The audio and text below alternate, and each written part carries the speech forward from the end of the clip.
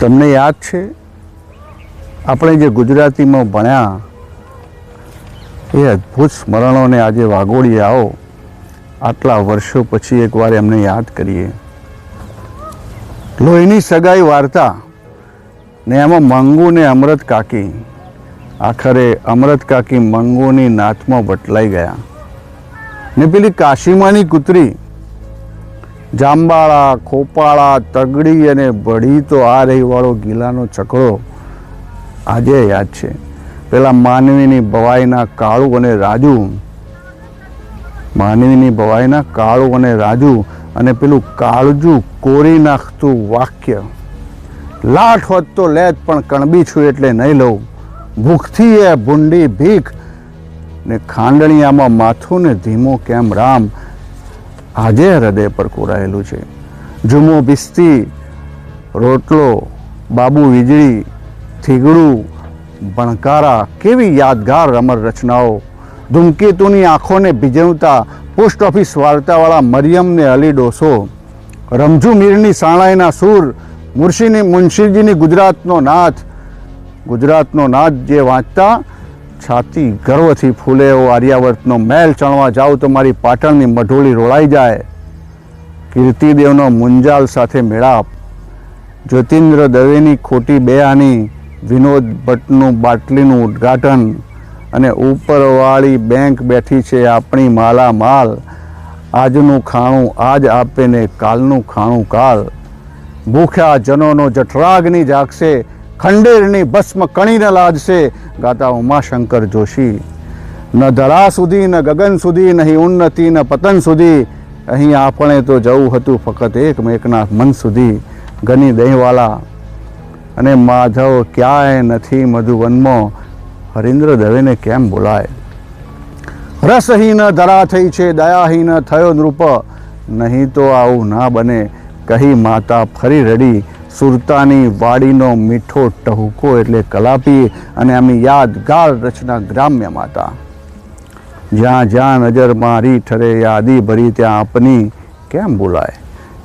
ખેતરને શેઢે માટીના ટેફા પર બેસી ગયા ભવના ખીલા ખૂંચે છે હજુ આ છાતીમાં, અને મારી આંખે કંકુના સૂરજ આથમ્યા, મારી આંખે કંકુના સૂરજ આથમ્યા. ડૂબ્યા અલકાતા રાજ, ડૂબ્યા મલકાતા રાજ.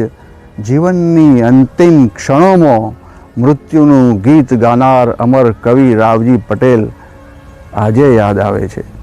ખોબો ભરીને અમે એટલું હસા કે કૂવો ભરીને અમે રોઈ પડ્યા. જગદીશ જોશીને કેમ ભૂલાય.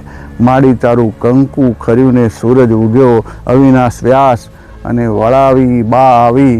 ઉસનસનું યાદગાર સોનેટ, મેઘાણીજીનું શિવાજીનું હાલરડું ને લાગ્યો કસુંબીનો રંગ ને રક્ત ટપકતી 100 જોડી સમરાંગણથી આવે. કેસર વર્ણી સમર સેવિકા કોમલ સેજ બિછાવે. અને પેલું ખૂન લૂંટ જપ્તી દંડ દંડા મારના, જીવતા કબ્રસ્તાન કારાગારના, એ તો બધા કોઠે પડ્યા જરી ગયા બાપુ. ફૂલ સમા હાયડા તમે લોઢે ગળ્યા બાપુ.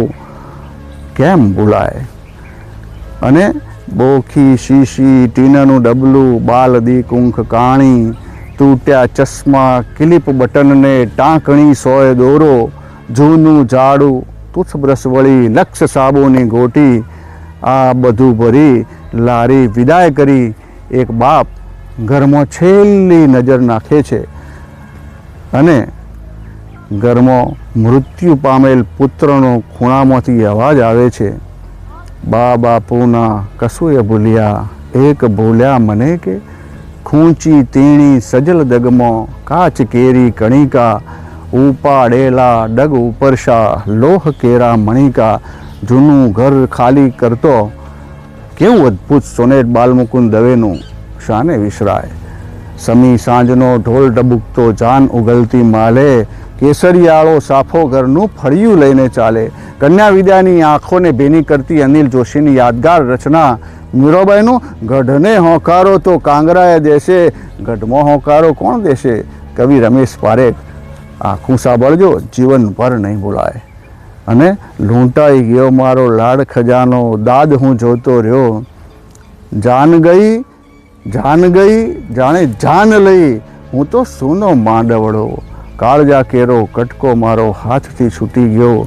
કવિ સમ્રાટ દાદ બાપુની આ રચના આજે આંખમાં પાણી લાવે છે. પૂરી સાંભળી શકાતી નથી. ગુજરાતી સાહિત્યની આ અમર રચનાઓ હૈયું વલોવી કાળજું ચિરાઈ જાય એવી વેદનાઓ એમની કલમમાંથી નીકળી છે. એ સૌ સાહિત્યકારોને આદરસહ વંદન કરું છું અને આપને વિનંતી કરું છું કે તમે જે ભણ્યા હોય એમાંની કોઈ રચના યાદ હોય તો કોમેન્ટમાં જરૂર લખશો. નમસ્કાર.